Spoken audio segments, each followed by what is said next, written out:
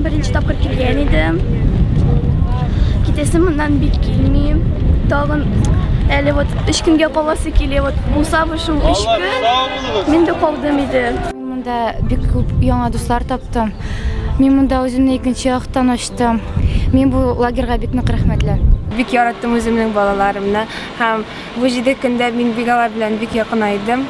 Үзара да алар бик якынайганнар һәм бер-берсен хөрмәт иткәннәр, яратканнар. Мин моңа бик шатмын һәм киләчәктә дә икенче елларга да алар бирсә килерләр дип өметләнәм һәм без алар белән күрешербез дип уйлыйм.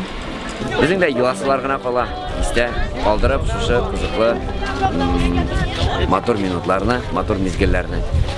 Барлык Болгар туган тел 2016 проектында катнашкан оештыру комитетына һәрбер балага аеруча әти-әниләренә зур сәламнәребезне юллыйбыз.